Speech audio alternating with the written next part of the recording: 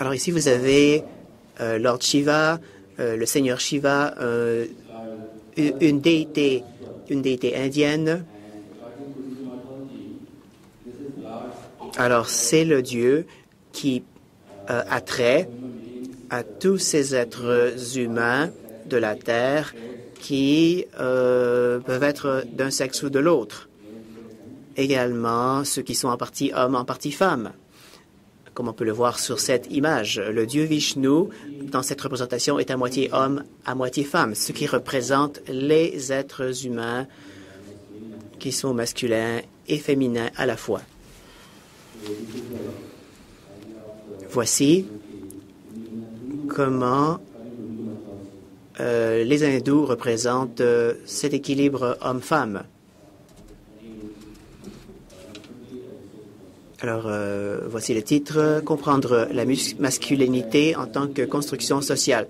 La masculinité comme la féminité est une construction discursive, une idée créée, réformée, reformulée et solidifiée dans le discours. Les deux concepts sont souvent présentés comme des oppositions binaires, incluant le masculin comme fort, le féminin comme faible.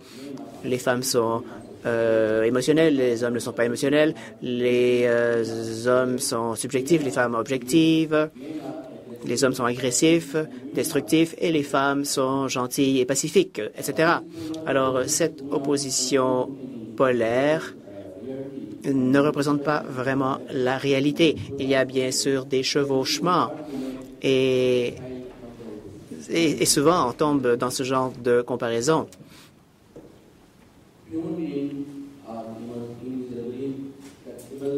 Les êtres humains sont plus flexibles que cela.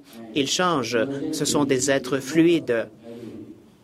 Ils changent. Ce sont des êtres émergents qui n'ont pas un seul pôle ou de traits fixes.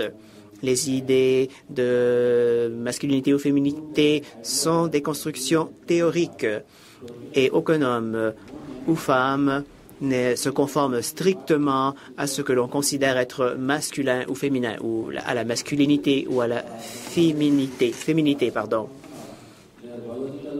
Alors, bien sûr, il y a des différences biologiques, des différences sexuelles entre les deux sexes, mais la masculinité et la féminité sont, encore une fois, des constructions sociales. On veut souvent fixer les gens dans des catégories, des pôles opposés en imposant des normes. Cela n'est pas logique et cela est basé sur l'impératif patriarcal qui dit qu'il y a des règles exclusives.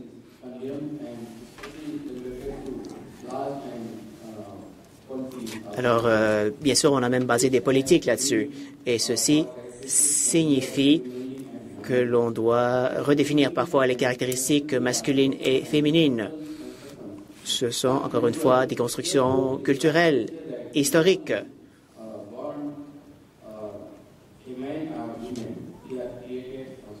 Personne n'est entièrement masculin ou entièrement féminin. Ce sont des constructions.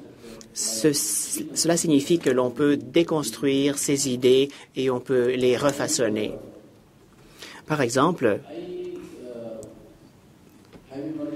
j'ai travaillé avec diverses organisations féministes depuis les années 70 sur les questions de genre ou de sexe.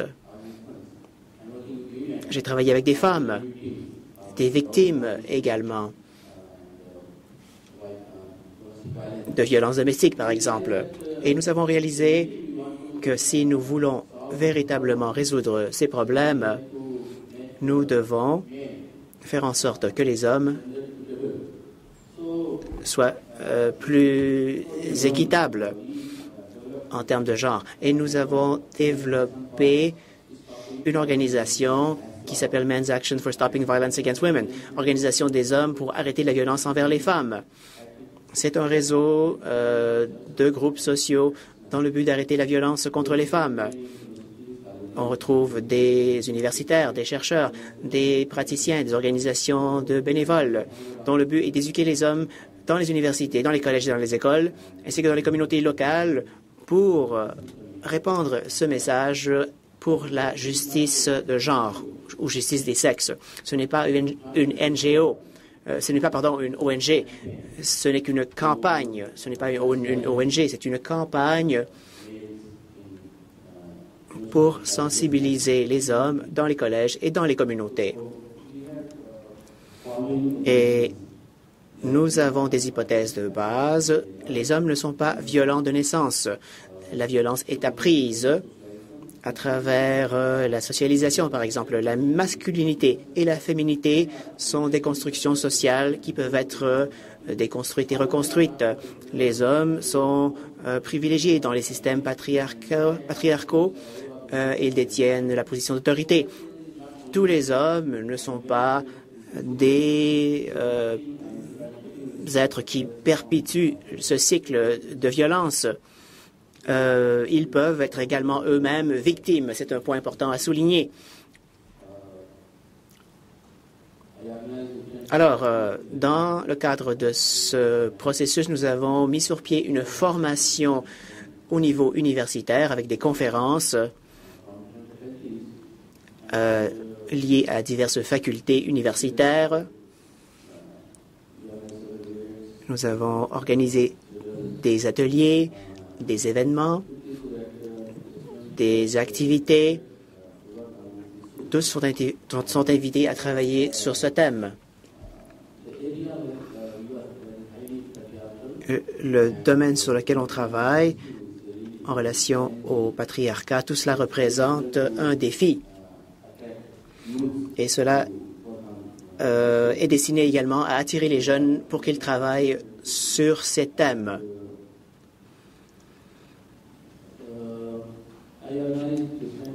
Donc, j'ai organisé divers groupes afin d'atteindre nos buts. Cela a été suivi par la création d'un programme destiné pendant une année à justement former les gens.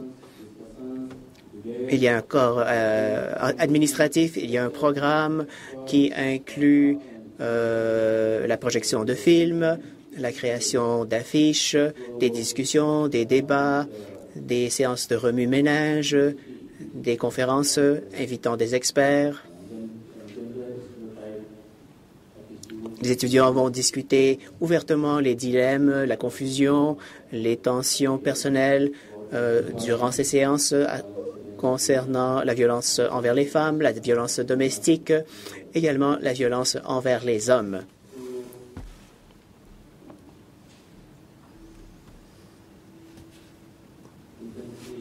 À l'écran, vous voyez certains de ces groupes et de ces événements.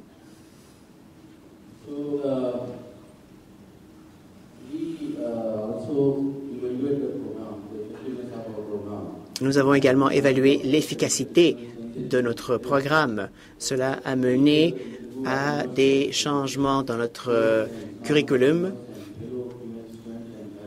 de façon à observer les changements d'attitude. Nous avons entrepris des entrevues avec les participants. Vous avez ici quelques témoignages de certains de ces étudiants. Un témoin dit « Nous avons dû nous battre contre les définitions traditionnelles de la masculinité qui impliquent qu'un homme vrai est celui qui se conforme à ces définitions de masculinité. » À l'université,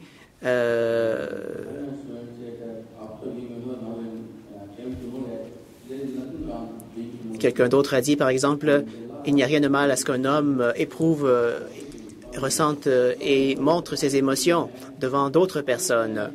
Quelqu'un d'autre a dit, comment est-ce que je peux changer moi-même? Mes parents m'ont forcé à me conformer à ces stéréotypes masculins.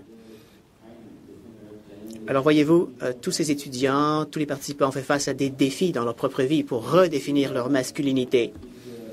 Et ici, nous avons certains points que nous avons accomplis.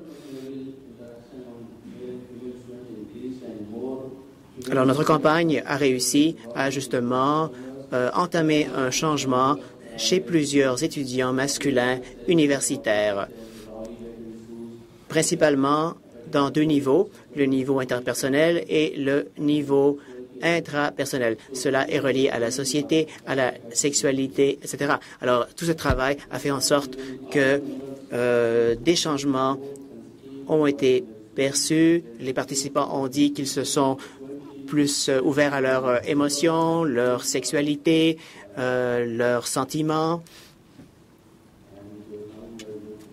etc. Et maintenant, je vais parler des défis auxquels nous avons fait face dans ce programme. Comme vous le savez, dans notre société, il y a un manque de sanctions culturelles. Si nous parlons et travaillons sur les questions de genre, la société nous appuie peu, très souvent.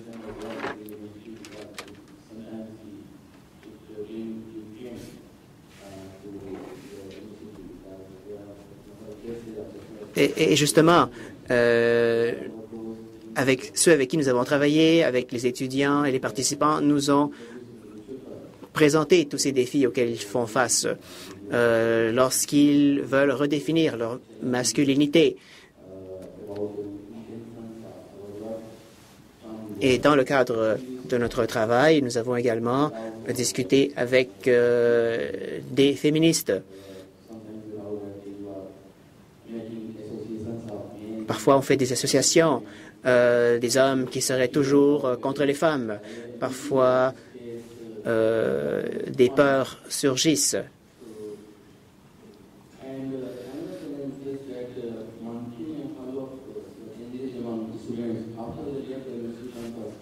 Alors, dans le campus, nous avons vu que certains changements ont fait face à de la résistance.